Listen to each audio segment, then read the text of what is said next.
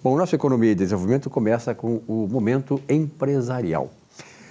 E nesse momento empresarial, Giovanni D'Agostino, obrigado uma vez mais pela sua presença. Satisfação novamente participar do seu programa. Muito obrigado. E aí, meu mestre, vamos falar um pouquinho sobre microempreendedor individual, que é o MEI, né? Conhecido MEI. MEI, exatamente, o microempreendedor individual. É. O senhor sabe qual é a característica fundamental do empreendedorismo? Estamos atentos para ouvir. Uma delas é o sujeito assumir risco do negócio. Ah, sim, claro, é. Né? O empresário assume risco. Ele pode Ele ganhar. É o comandante do navio. O comandante do navio, É. ele assume responsabilidades, obrigações, né? E assume risco. Né? Ele tem a ganhar, mas tem a perder, não é? Então, a gente percebe que tem um movimento de pejotização das empresas, né? Nas quais muitas delas contratam empregados, né? Através do MEI. Né? O sujeito abre um MEI, né? E trabalha para as empresas, ao invés de receber o salário no contra-cheque, né? Emite uma nota fiscal e apresenta para o contratante, né? Então, sob o ponto de vista, né, da filosofia do empreendedorismo, está correto? Né? O empregado assume risco? Ele pode assumir se a empresa for à falência, né? Que aí é o risco que ele também corre de não receber. Ou demorar para receber depois na justiça, essa coisa toda. Veja só, o empregado, né, na relação trabalhista, quando o empregado deixa de receber as suas verbas salariais, ele pode cobrar não só da empresa, como ultrapassar o patrimônio da empresa e buscar no patrimônio dos diretores, né, dos sócios, né, dos cotistas, não é? Essa é a proteção que ele tem, né? É uma proteção. Por quê? Porque o funcionário ele não assume risco, não é? O empreendedor assume risco, né? Ele não assume, mas ele corre o risco, ele está sujeito ao risco que a empresa dá esse problema e acaba refletindo nele, embora ele vá receber lá adiante. Né? Então, eu trouxe o tema, né, do microempreendedor individual porque eu julgo que seja um tema pertinente, né, para os nossos telespectadores, não é? O microempreendedor individual ele foi instituído pela Lei Complementar 123, né, tá lá no artigo 18A, né, o telespectador que tiver curiosidade, entra no Google, digita lá Lei Complementar 123.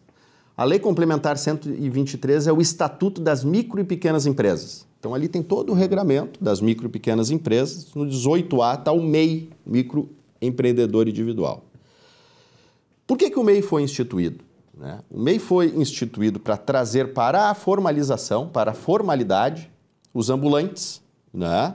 Os artesãos e aqueles pequenos comerciantes. Né? Então, esse foi o objetivo efetivo do MEI, não é? Então, tu verifica um ambulante lá, que vende lá o seu picolé na praça, não é?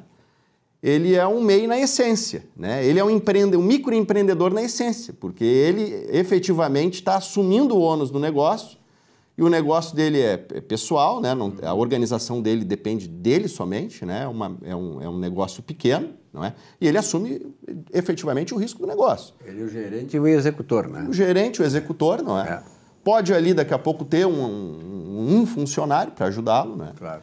Então, dentro desses atributos, foi instituído o MEI e, de fato, o MEI pode ter somente um estabelecimento hoje, não pode ter filial, certo?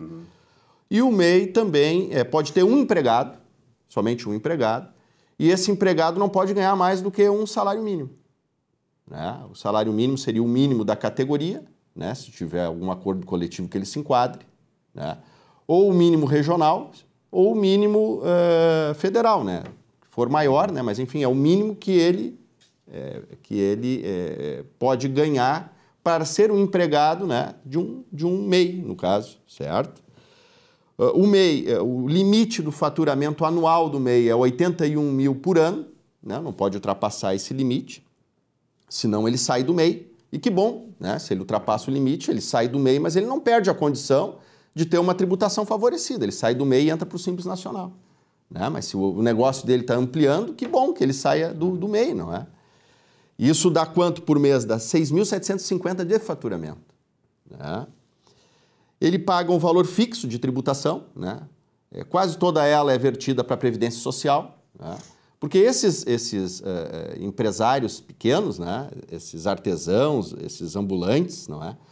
Quando eles chegam na velhice ou quando eles precisam de um amparo da Previdência Social, e chega esse momento, infelizmente, a gente envelhece, vai chegar um momento que a gente vai precisar do amparo previdenciário, não é? Eles não estavam dentro do sistema, eles não estavam contribuindo, então eles tinham dificuldades para conseguir esse benefício. Com o MEI, então, eles contribuem ali R$ 51,00 por mês, né? Independentemente do valor do faturamento.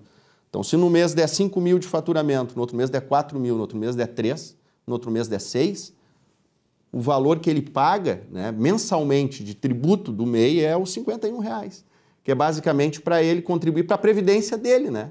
Previdência por um salário mínimo, no caso, né? E ele tem ali também algum outro benefício, se ele contratar um empregado, né, ele vai pagar a previdência social do empregado. Só que a previdência patronal que ele paga, que as empresas pagam 20% sobre o salário, o MEI vai pagar 3%. Né? E claro, o MEI vai reter ali na fonte o INSS do empregado e vai repassar o valor para o erário. Não é? Então, Silvio Lopes, essas são algumas características, né, do microempreendedor individual, que é, sim, uma figura muito importante, né, no cenário econômico brasileiro. Quantos milhões de MEIs existem no Brasil? Eu não tenho esse dado. Eu tenho esse dado. Eu tenho um dado que, de 2020 para cá, houve a criação de mais de 2 milhões e meio de MEIs no Brasil.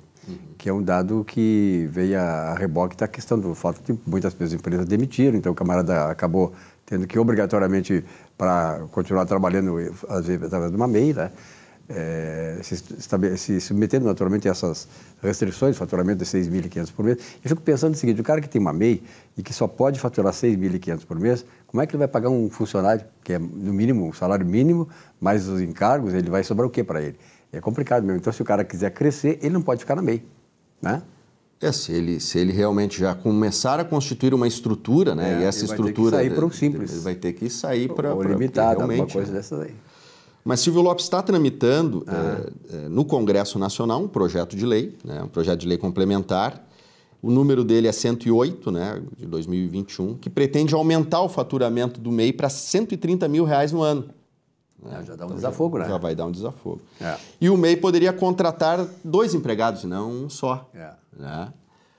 Eu acho, assim, claro que tem toda uma defasagem, né? Porque R$ 81 mil, quando foi instituído o MEI, né?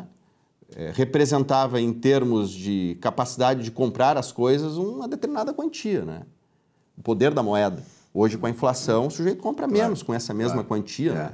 Então, acho que já deveria estar previsto, né, numa lei maior, digamos, né, que todos esses valores expressos em moeda, né, valor expresso em moeda, deveria anualmente ter um dispositivo jurídico de uma correção automática. Porque não ficaria se discutindo, isso vale também para o imposto de renda das pessoas físicas. Né? Claro. Há quanto tempo a tabela não é atualizada? Então, no fim, o contribuinte acaba pagando tributo sobre a inflação, sobre a perda do poder aquisitivo, que é sob o ponto de vista da justiça real, né? Fiscal, uma barbaridade. Uma barbaridade, isso aí, é real. Né? Então deveria ter esse dispositivo. Não é? E para encerrar, Silvio Lopes, ainda voltando aqui ao tema do MEI, não é? Nós temos uma situação concreta, não é? Que talvez os contadores, alguns profissionais e também o próprio MEI não tenham se dado conta, não é? Vamos imaginar que o MEI ele fature lá o teto, lá, R$ 81 mil no ano, não é? E esse MEI tem lá as despesas da atividade na ordem de 26 mil, né? Então, vai sobrar para ele quanto? Vai sobrar para ele R$ 55 mil, né? Que seria o lucro da atividade do MEI. Mas esse MEI não tem contabilidade. Ele não tem contabilidade, né? Ele não é obrigado a ter contabilidade mesmo por lei. A contabilidade para o MEI é facultativa, né? Então, o que acontece sobre o aspecto fiscal? Ele sacou 55 mil, que é o lucro dele, né, que deu do MEI, né, descontado as despesas, e vai chegar o momento que ele vai fazer a declaração do imposto de renda dele. Né? Se ele não tem contabilidade regular, se ele vende mercadorias, ele só pode sacar a título de lucro isento do imposto de renda 8% do faturamento dele. Então, tem um limitador. Até 8% do faturamento, o sujeito pode informar um rendimento isento, né, do imposto de renda quando for fazer lá o ajuste anual. Então, nesse nosso exemplo, Se o sujeito vende mercadoria e fatura R$81 mil e não tem contabilidade, ele vai poder, digamos, declarar como lucro isento 6.480, que é 8% dos 81 mil. E o restante, né, o excedente, né, dos 55 mil por 6.480, que seria 48.520. Como é que ele vai fazer? Ele tem que informar no ajuste anual como um rendimento tributável, que é o excesso do lucro recebido para o MEI que não tem contabilidade, né? Então, teria 48.520, ele teria que oferecer tributação no ajuste anual, pela ausência da contabilidade. E sabe quanto é que isso iria custar para ele? 27%, bota na tabela progressiva, R$13.100 custaria para ele a título de imposto de renda. O que é a salvação dele para que todo o lucro dele fosse isento? E não somente os 6.480. Qual seria a salvação? Uma contabilidade regular. Então, basta que o MEI guarde durante o ano todo dele numa pasta todos os comprovantes de despesas, de investimento, das receitas, deixa tudo guardado, né, organizado numa pasta. Quando chega agora, em dezembro, em janeiro, enfim, entre o final e o início do ano, ele procure um contador.